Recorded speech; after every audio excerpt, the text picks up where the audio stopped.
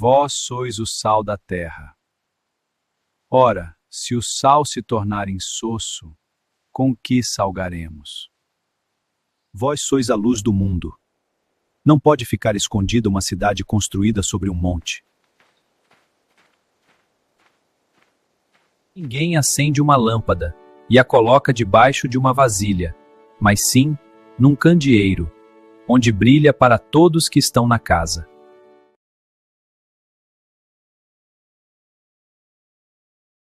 O Senhor esteja convosco. Ele está no meio de nós. Proclamação do Evangelho de Jesus Cristo, segundo São Mateus. Glória a vós, Senhor. Naquele tempo disse Jesus aos seus discípulos: Vós sois o sal da terra. Ora, se o sal se tornar insosso, com que salgaremos? Ele não servirá para mais nada, senão ser jogado fora e ser pisado pelos homens. Vós sois a luz do mundo.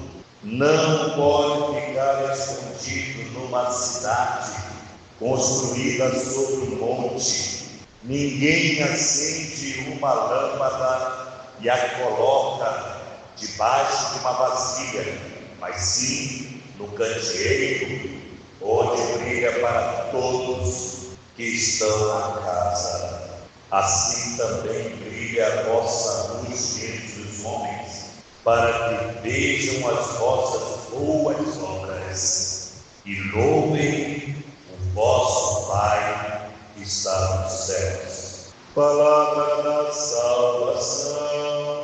Glória a vós, Senhor.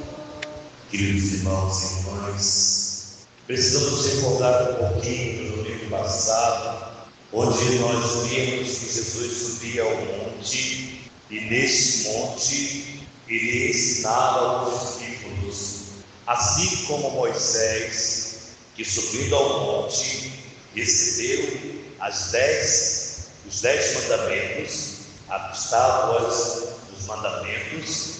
Jesus agora sobe ao monte no domingo passado e mostra aos discípulos um itinerário de felicidade, que são as bem-aventuranças. Felizes os pobres em espírito, felizes sois vós quando vos injuriarem, perseguirem por causa do meu nome. E aí Jesus começa a dar a eles um itinerário de felicidade, porque ser feliz é o que todos nós queremos.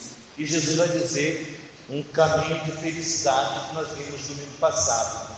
E aí, ainda no monte, ainda nesse mesmo monte, vai nos apresentar Mateus, que Jesus diz para eles agora o seguinte: agora, diante desse novo mandamento, que não é para substituir os 10 mandamentos, mas para completar os mandamentos, Jesus diz agora: vós sois sal da terra e luz do mundo. Sois sal da terra. Como qualquer químico, certamente, vai entender as propriedades do sal. E nós sabemos que o sal é muito interessante. Uma das propriedades do sal é fazer o quê? Dar sabor, né? Ele vai dar sabor. Na medida que ele é colocado na medida certa, ele vai dar o quê? Sabor. Come um tomate sem sal, agora coloca sal, ele já fica gostoso, fica mais gostoso.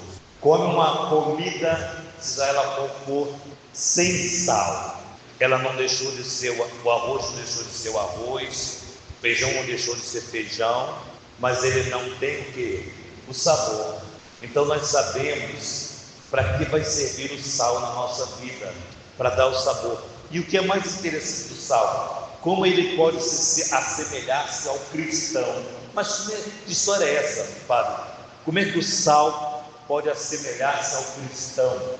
É simples. O sal, quando se coloca no alimento, ele vai acentuar o alimento, vai sumir. Então o sal, ele resgata o sabor real daquele alimento. Ele traz o sabor daquele alimento. Ele faz com que aquele alimento ele fique o quê? Ele fique saboroso, ele fique agradável. E o sal desaparece. Você só vê o quê? O arroz. Você só vê o quê? O feijão. Você só vê o quê? Aquela carne. Porque o sal ele desapareceu. E ele está. Ele desaparece e ele está. Jesus na Eucaristia está. Não deixa de ser Jesus. Ele está na Eucaristia. Ao mesmo tempo ele desapareceu. Nós não vemos Jesus. E ele vem aqui para nos dar o quê? O que nós precisamos ser: saborosos, dar sabor. Assim também ele vai fazer o exemplo da luz. Ninguém coloca uma lamparina naquele tempo, né? A gente está falando daquele tempo que não tinha energia. Ninguém coloca uma lamparina para ficar debaixo da cama, a não ser que você queira encontrar alguma coisa que esteja debaixo da cama. Nós colocamos a lamparina em um lugar que possa iluminar todo aquele ambiente. Assim devemos ser nós, onde nós estejamos, ou em qualquer lugar que nós estivermos, nós ali devemos iluminar e não ser o quê? Trevas. Agora, se o sal perde o sabor, mas se o sal perde o sabor, para que ele serve? Não serve para nada. Um católico que não tem sabor de Cristo, que nos acentua o sabor do nosso Senhor Jesus Cristo, é que para quê? Só para gastar a luz do ventilador, a luz elétrica, só para dar prejuízo, não serve para nada. Então nós somos provocados por esses dois exemplos que nos fala aqui. Para acentuar, vai nos falar a primeira leitura lá do profeta Isaías, dizendo que acolher em casa os pobres, peregrinos, quando encontrares um nu, cubra. Ou seja, a nossa caridade, ela não é uma caridade porque eu sou bom, Não, a caridade que eu exerço, ela vem de Cristo. É porque eu tenho Cristo e por isso eu faço esta obra de amor, esta obra de caridade. A caridade não é porque eu quero fazer, não. É porque eu recebo Jesus Cristo na Santíssima Presença do altar. E essa santa presença do altar me leva a fazer o bem. É Jesus. Quando eu vejo um pobre na rua, olha, eu já falei uma vez para vocês. Nem sei se foi para você, mas se não foi, será, não é? Quando nós vemos um pobre, alguém no chão largado e não sentimos nada, é porque eu estou com problema. Eu posso até não poder fazer nada, digamos, eu não tenho dinheiro naquele momento, posso até não poder fazer nada, mas não sentir nada, tem alguma coisa errada comigo, porque eu não tenho a graça de nos colocar no lugar de alguém. Se fosse meu filho, imagina um filho seu que vai morar, ou um parente seu que vai morar, ou uma afilhada, né, que vai morar em outro país e foi assaltado, não tem endereço de ninguém, não tem nada, tem que morar na rua, tem que dormir na rua. Imagina alguém passando por ele e não ter misericórdia, compaixão. Jesus é esse sal que nos faz sentir a dor do outro, que nos faz nos colocar no lugar do outro. Aqui está, amados irmãos, o grande mistério da palavra de Deus hoje. A felicidade está em servir o outro, em ser sinal de compaixão pelo outro. E aí Jesus diz aqui nesse evangelho, dizendo: não se pode ficar escondido numa cidade construída sobre um monte. Ou seja, uma cidade que é construída sobre um monte, aqui debaixo a gente vê a cidade. Aqui que nós moramos, né, são tantas montanhas, né, montes, né? Nós vemos as pessoas, as casas que estão lá em cima. Não dá para esconder, não dá para esconder. Olha que bonito. Assim também é um cristão. Não dá para nós vivermos escondidos enquanto cristão que nós somos. Não é possível ficarmos escondidos. Eu estou num lugar do meu trabalho e tem um monte de gente que é de tantas outras religiões. Mas quem é que tem que aparecer? Quem é que tem que ser visivelmente mostrado por isso? Sou eu. Mas por que eu não apareço? Por que os outros aparecem e eu não apareço?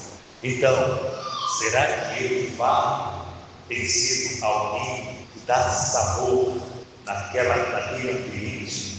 Digamos que aquele ambiente do seu trabalho seja uma comida, né? Seja um alimento, e você é o sal. E se você for o sal e não está dando sabor naquela vida, naquele ambiente, quando eu trabalhava, me recordo agora, eu ficava danado da vida, ficava danado da vida, porque as pessoas achavam que eu sempre fui católico desde pequeno. Minha mãe era espírita, hoje ela é católica de olhos fechados, assim, firme, graças a Deus, entendeu? Mas a minha mãe tinha outro culto lá, que ela prestava culto lá, pronto, né? Então a minha formação de casa não foi uma formação católica, não foi. Quem me levou para a igreja foi a minha vizinha que me levou para a igreja, e lá eu não saí nunca mais, louvado seja Deus. Mas quando eu trabalhava, porque eu não nasci padre, né?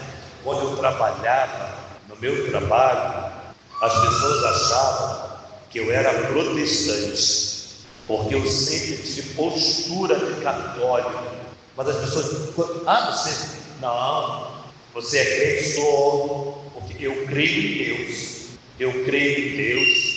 e eu creio na ação da Virgem Maria. Pronto, aí percebia que tinha alguma coisa errada com esse protestante aí. Virgem Maria, falar de Maria era a minha identidade, Nossa Senhora. E eu fazia questão de andar com a roupa de Nossa Senhora. E eu ainda andava com a roupa de Nossa Senhora. Ele disse, você é de que denominação? Eu sou católico, apostólico, romano, graças a Deus. Entendeu? Mas por que não me confundir com católico? Porque um verdadeiro católico não anda como o mundo quer, anda como a igreja ensina. Um verdadeiro. Quem não é verdadeiro católico anda como o mundo quer. Nesse carnaval, os homens católicos vão virar piranha nesse carnaval. Como é que pode? Um católico vai virar piranha, vai se vestir de mulher por aí. Como é que pode? Então nós precisamos entender que nós devemos ser sal, transmitir a sua fé, sem confusão.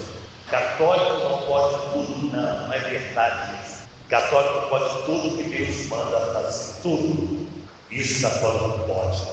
Então nós temos uma diferença. Nós precisamos fazer a diferença nesse mundo, no nosso casamento, na nossa vida de solteiro, na nossa vida de sacerdotal, na nossa vida de missionário, na nossa vida de irmãos que dá sabor nessa capela. Nós precisamos entender para que nós estamos aqui, para ser esse sal saboroso, dar esse sinal da nossa vida católica que nós somos, e não deixar confundir a nossa vida. Por outro lado, sal demais, o que acontece? Estraga a comida. Católico chato, estraga o ambiente. Só vive criticando os outros, só vive falando mal dos outros, estraga o ambiente. Católico que é católico está na igreja, no trabalho, em casa, é uma peste, estraga o ambiente. Então nós precisamos ser aquilo que Deus quer, no limite ao limite, o limite que dá é Jesus.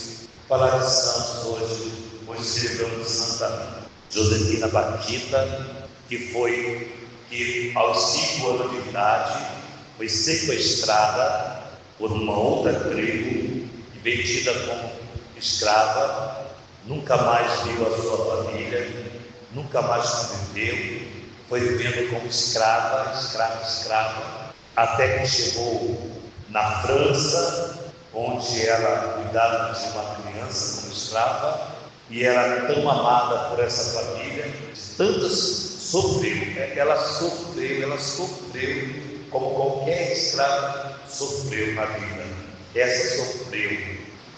Pega o livrozinho dela, procura ouvir, lê sobre Santa Josefina Baquita, até que na França, não existindo mais escravidão, ela foi liberta pelo seu Senhor, que voltou para a sua cidade, e lá na França ela volta, ela entra para o convento, e nesse convento ela não foi aceita, ela ficou na cozinha, nesse convento, na cozinha, não foi aceita no convento, até que ela transformou todo o convento, ela foi salva, na medida de Jesus. O sal é o quê? Um